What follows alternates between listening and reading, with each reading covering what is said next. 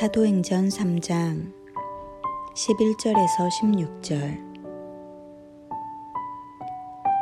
나은 사람이 베드로와 요한을 붙잡으니 모든 백성이 크게 놀라며 달려나아가 솔로몬의 행각이라 불리우는 행각에 모이거늘 베드로가 이것을 보고 백성에게 말하되 이스라엘 사람들아, 이 일을 왜 놀랍게 여기느냐?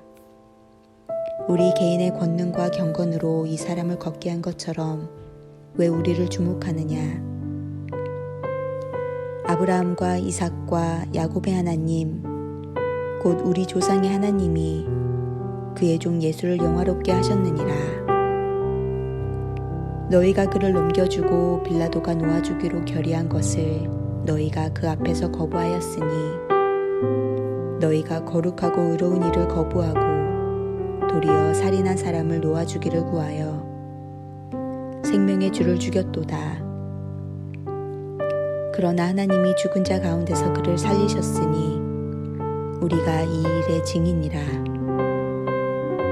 그 이름을 믿음으로 그 이름이 너희가 보고 아는 이 사람을 성하게 하였나니 예수로 말미암아 난 믿음이 너희 모든 사람 앞에서 이같이 완전히 낫게 하였느니라.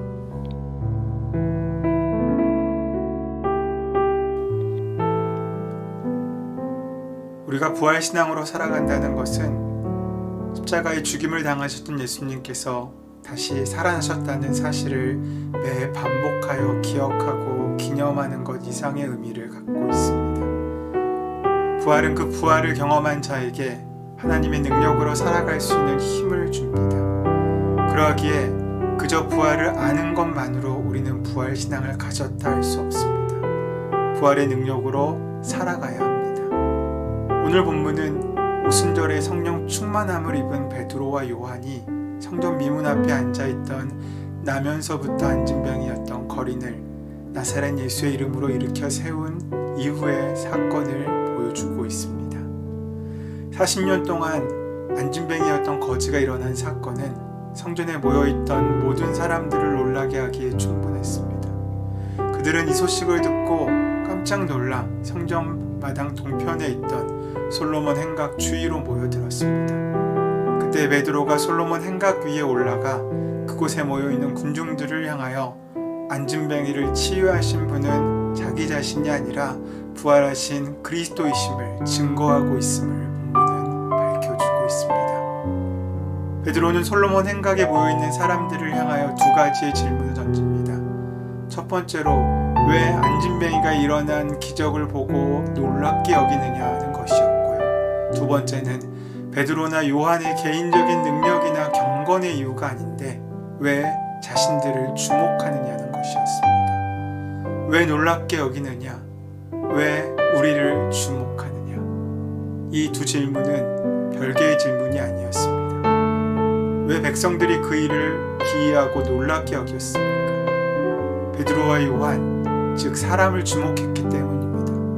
왜 사람을 주목했습니까? 그것은 베드로와 요한을 도구 삼아 안진뱅이를 일으키신 하나님의 권능과 그 마음을 보지 못했기 때문입니다. 그래서 그들은 자연스럽게 베드로와 요한이라는 사람에 집중하게 된 것입니다. 그런 그들을 향해 베드로는 예수 그리스도의 은혜의 말씀을 전하게 됩니다. 예수님은 십자가에 못 박혀 돌아가셨습니다. 그리고 예수님의 시신은 무덤 속에 장사 지낸 바 되기까지 했습니다. 이스라엘 백성은 그것으로 예수님의 인생이 다 끝났다고 생각했습니다. 그도 그럴 것이 죽음이란 사람들에게 종말을 의미하기 때문입니다. 그러나 예수님의 죽음은 달랐습니다. 그 죽음은 끝이 아닌 시작이었습니다. 하나님께서 죽은 사람들 가운데 예수님을 다시 살리셨고 우리의 부활의 첫 열매가 되게 하셨기 때문입니다. 삼위일체 하나님께서 그렇게 예수님을 죽음에서 살리셨듯이 안진뱅이를 일으키신 것입니다. 그것은 결코 놀라운 일이 아닙니다. 하나님의 권능으로는 그것은 충분히 가능한 일이기 때문이라는 것입니다. 전능하신 창조자 하나님께 무슨 불가능이 있을 수 있겠습니까? 안진뱅이가 일어난 것을 보고 이스라엘 백성들이 깜짝 놀라 어안이 벙벙해지고 마치 베드로와 요한의 능력인 것처럼 그들을 경탄의 눈으로 바라본 것은 그 사건 속에 친히 역사하신 하나님을 보지 못했기 때문입니다. 이것이 베드로가 그의 설교를 통하여 역설한 강조점입니다. 만일 이날에 기적이 있었다면 그것은 안진뱅이가 일어난 것이 아니었습니다.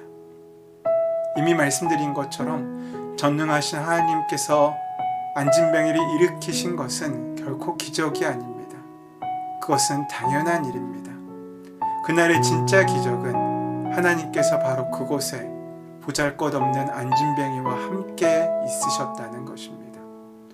하나님께서 그날 그곳에 함께 계시는 기적을 베풀어 주시지 않으셨은들 아무리 베드로가 손을 내밀고 또 끌어당겼다고 해도 안진뱅이는 절대로 일어나지 못했을 것입니다.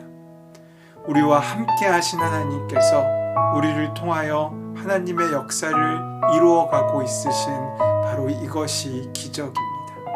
이 엄청난 기적 속에서 인간의 생명이 거듭나고 인간의 삶이 새로워지는 것입니다. 병이 나은 사람은 자기의 자리를 털고 일어나 걷기도 하고 뛰기도 하며 하나님을 찬양했습니다. 그는 평생 앉아있을 수밖에 없던 사람에서 이제 일어서 걷고 뛰고 찬양하는 사람이 되었습니다. 일어서는 일이야말로 부활의 삶이 아니고 무엇이겠습니까? 예수님의 그 마음이 우리와 함께 하시면 우리는 무기력한 우리의 자리를 털고 일어나게 됩니다. 일어나 걷고 뛰고 찬양하는 사람들이 됩니다. 오늘 우리의 무릎을 꺾는 얼마나 많은 어려움과 절망들이 있습니까?